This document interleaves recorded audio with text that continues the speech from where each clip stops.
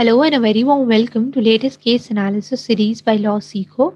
This is Monica Rahar and for today's discussion we'll be taking up another Supreme Court decision which is dated 19th of August 2020. The name of the case is Deccan Paper Mills Company Limited versus Regency Mahavir Properties and others. It is a three-judge bench decision and the bench consisted of Honorable Justice R.F. Nariman, Justice Navin Sinha and Justice Indira Banerjee. Now let's proceed and understand the issue of law. So the court was to decide whether an action under Section 31 of the Specific Relief Act 1963 is non-arbitrable for being an action in rem and if at all it is an action in rem. Now before we proceed, let's understand the provisions contained in Section 31 first. So it states that when cancellation may be ordered, subsection 1 is any person against whom a written statement is void or voidable and who has reasonable apprehension that such an instrument, if left outstanding, may cause him serious injury, then such a person may sue to have it adjudged either void or voidable as the case may be, and the court may, in its discretion, so adjudge it or order it to be delivered up and cancelled. Secondly, this section provides that whenever an instrument, if it is registered under the Indian Registration Act, then the court also send a copy of its decree to the officer who made a record of such a registration so that such an officer can also mention the fact that such an instrument now stand cancelled. So now let's discuss about the term in rem. So whenever a claim is made in rem, it is understood as a claim against the entire world. Contrasting with this is the term in personam. So when a claim is made in personam, it is a claim against a private person. So let's say there is a contract between party A and party B. So in such a scenario, there is a claim if party B is the party which is defaulting or breaching the terms and conditions of the contract, then the claim which is instituted by A against B, person B, such a claim will be a claim in personam. So now let's proceed with the brief facts of the matter, and I'm sure this issue of law will be easier for us to understand as we proceed further with the case analysis and understand the case in its entirety. So in the year 2004, an agreement was entered between Deccan Paper Mills Company Limited, which is the appellant herein, and Messrs. Ashray Premises Private Limited, which is respondent number 2, for carrying out construction work for the appellant. This agreement, however, did not have any arbitration clause in it. So whenever there is a presence of an arbitration clause in an agreement, then it essentially states that if a dispute arises between both the parties to the agreement or to all the parties to the agreement, then such a dispute may be referred for dissolution before an arbitrator. But such a clause was missing in their agreement. However, their agreement did have a clause 7M which permitted delegation or assignment of the work to any other firm.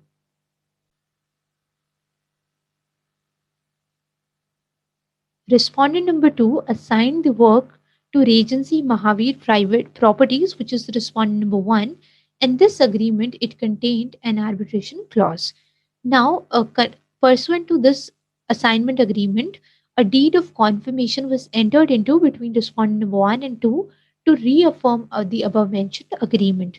Now, in the year 2010, that is 4 years later, Deccan filed a special civil suit alleging that in the year 2006, one Mr. Atul approached Deccan and it persuaded Deccan to assign the work to respondent number 1 and respondent number 3, which is Mr. Atul. He projected himself as one of the directors of respondent number 1 and he showed keen interest in doing the remaining work for Deccan.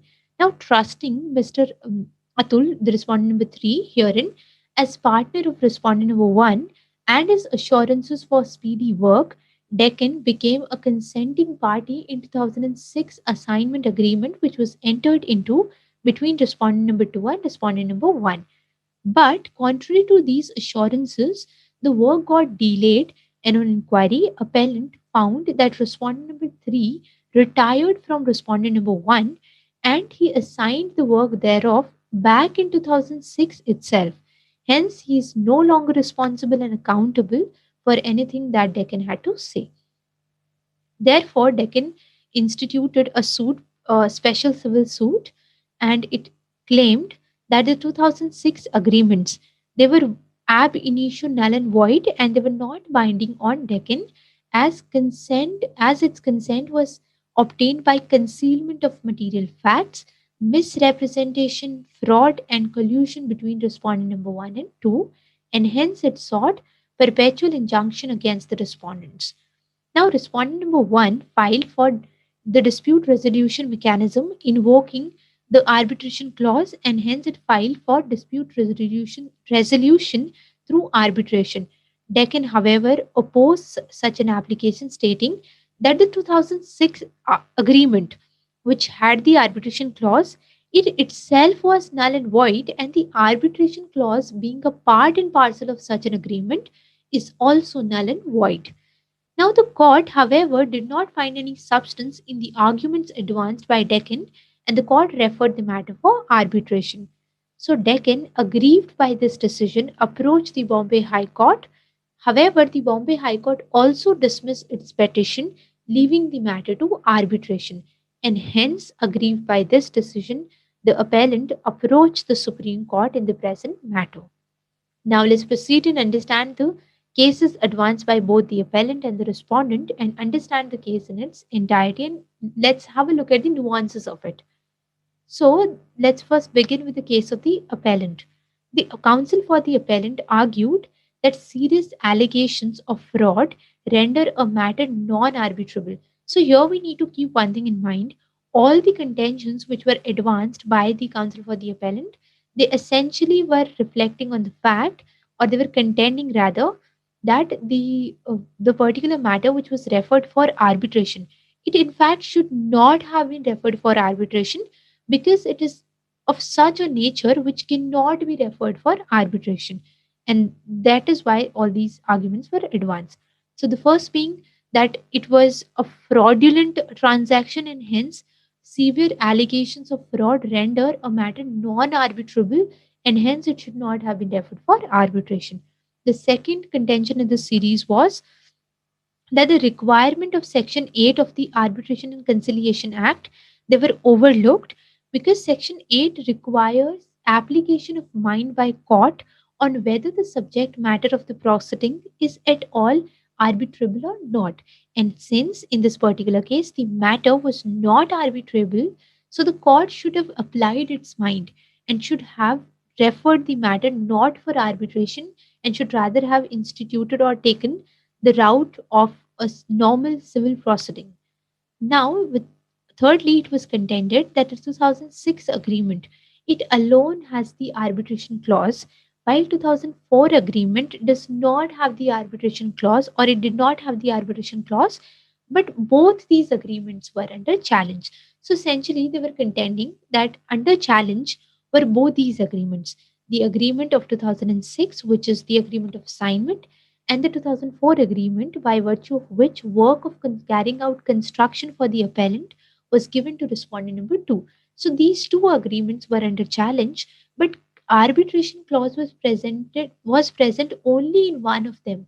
So how can we extract the arbitration clause present in one of them to dissolve the matter which is governing both of these agreements? Now, fourthly, the appellant, counsel for the appellant, stated with respect to section 31 of the SRA that the suit is one for cancellation of three written statements, instruments.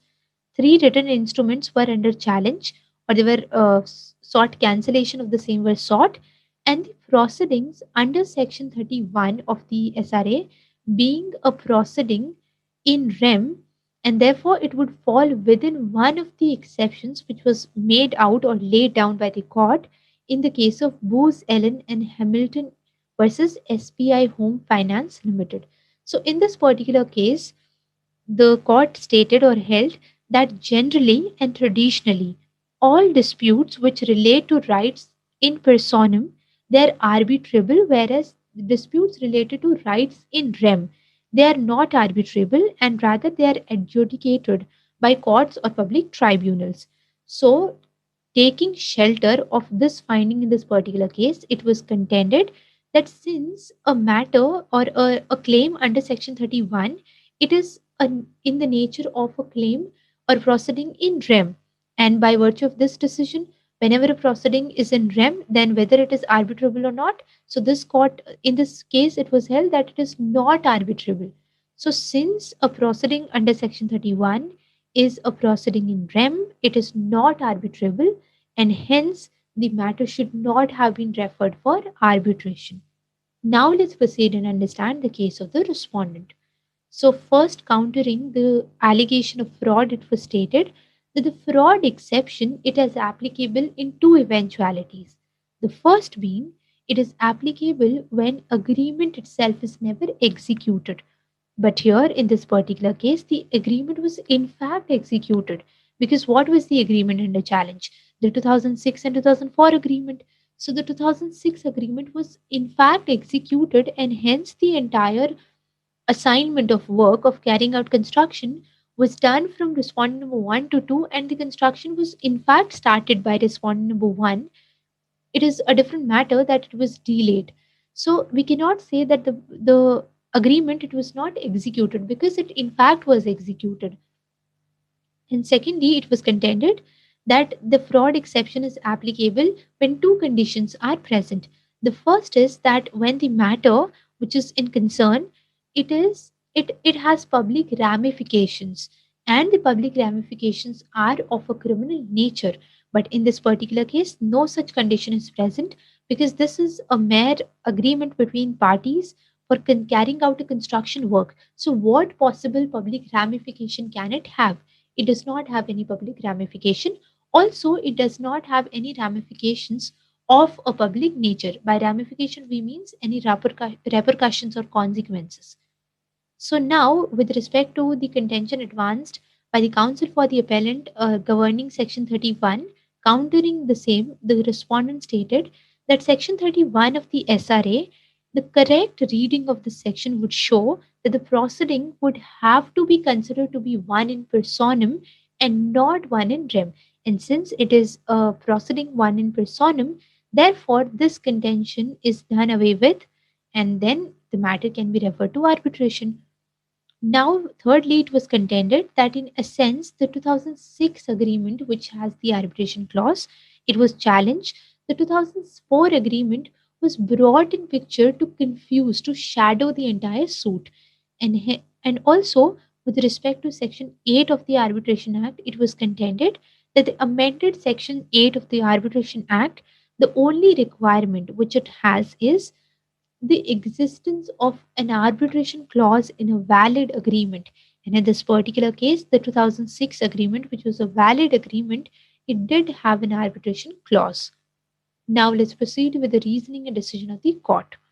So the court, with respect to the fraud allegation, stated that a matter involving fraud, let's say under Section 17 of the Indian Contract Act, so such a matter involving fraud points to a civil wrong, hence, the subject matter of such an agreement certainly is arbitrable, and mere criminal undertone does not make the matter non arbitrable.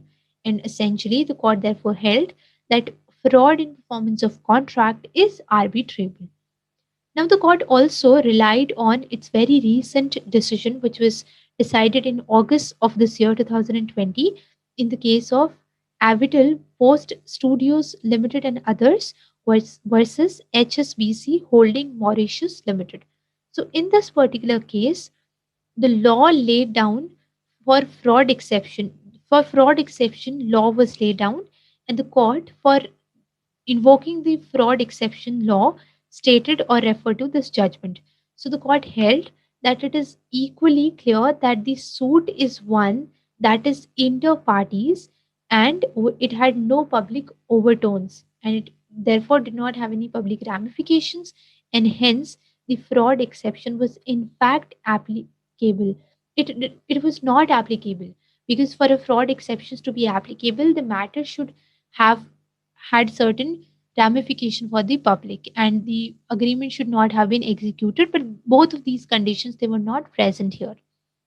Now, thirdly, the court stated with respect to Section 8 of the Arbitration Act that, or the court leaned towards the respondent's contention on Section 8 arbitration clause, and the court held that a valid agreement, arbitration agreement, certainly exists, as the agreement that are sought to be cancelled are not stated not to have ever been entered into.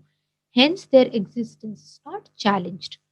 Now, with respect to Section 31 of the Specific Relief Act, the court stated that the expression any person, it does not include a third party but is restricted to the parties to the written instrument or any party who can bind such party.